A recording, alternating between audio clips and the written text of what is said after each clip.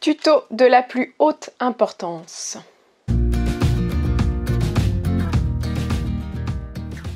Si vous êtes nouveau ici, je suis Charlène et je fais des tutos et des formations vidéo pour les débutants en couture. Et aujourd'hui, on s'intéresse à une finition d'encolure ou d'emmanchure qui implique un biais caché ou un biais plaqué ou un biais invisible. Alors vous allez voir qu'on n'a pas besoin d'acheter du biais automatiquement, ça coûte cher et là on va réutiliser nos chutes, on n'en a pas besoin de beaucoup. Vous allez voir que c'est zéro déchet et zéro budget.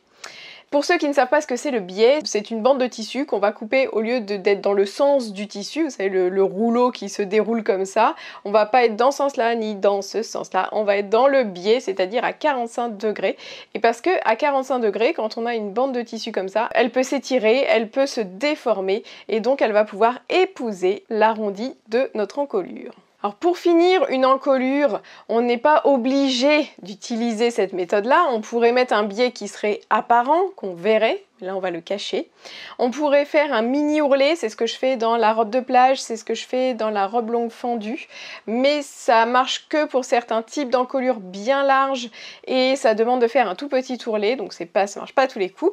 Et puis sinon, on pourrait faire une parmenture non forme, c'est-à-dire mettre une bande de tissu comme un début de doublure. C'est une option que je privilégie quand j'ai un col en V et j'ai d'ailleurs fait un tuto là-dessus, je vous mets le lien en description de cette vidéo si ça vous intéresse, si vous avez un col en V, je trouve que c'est une meilleure option. Mais pour les cols ronds, ma technique préférée, c'est celle que je vais vous présenter maintenant. Alors je vais coudre une encolure, mais ça pourrait très bien être une emmanchure quand on a une petite robe ou un petit top qui n'a pas de manches et qu'on veut finir proprement ses emmanchures.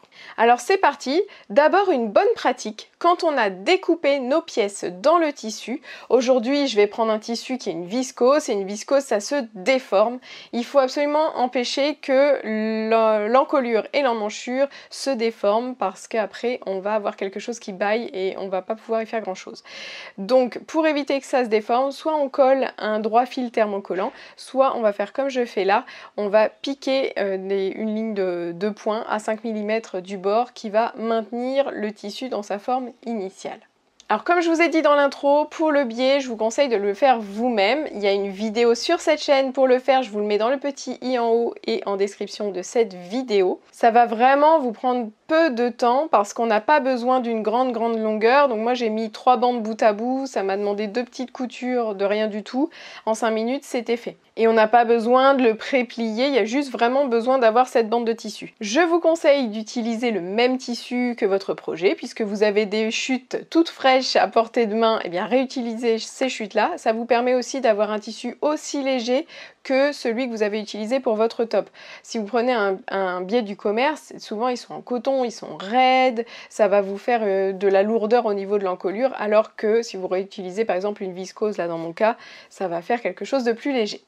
Moi j'ai pris une viscose contrastante pour que vous voyez bien les 2 couches de tissu, mais c'est pas ce que je vous conseille pour votre vêtement. Prenez le tissu d'une même couleur ou d'un tissu qui va pas trop se voir, parce que moi à travers mon blanc, on voyait le foncé derrière et ça grise légèrement le blanc. Votre biais doit faire 3 cm de large déplié, je rappelle. Mettez la vidéo en pause, allez faire votre biais, on se retrouve quand il est prêt. Une fois qu'on a cousu les épaules, on va mesurer l'encolure totale avec notre mètre ruban pour savoir combien il nous faut de biais. Moi j'ajoute 10 cm, comme ça je suis sûre. On va épingler le biais endroit contre endroit sur l'encolure. On va laisser 5 cm de biais libre au tout début pour gérer le raccord à la fin. Et puis on va coudre notre biais à environ 8 mm du bord. Et attention, ça c'est l'étape clé, on va tordre légèrement le biais pour l'adapter à l'encolure et non l'inverse, sinon ça va onduler et votre encolure elle va un petit peu bâiller. Pour le raccord, j'aime bien la méthode d'atelier Scamit. Il est encore plus propre et invisible, mais là c'est très simple donc je préfère.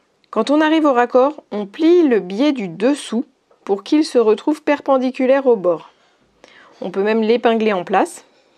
Et ensuite on place l'autre extrémité par-dessus et on coud jusqu'au premier point du début.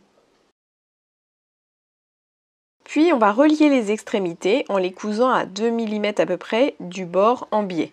On veille à ne pas prendre les marges de couture précédentes dans cette couture. On va couper ce qui dépasse et les surépaisseurs. Et on vient écraser la couture d'encolure au fer pour pouvoir bien la plaquer ensuite.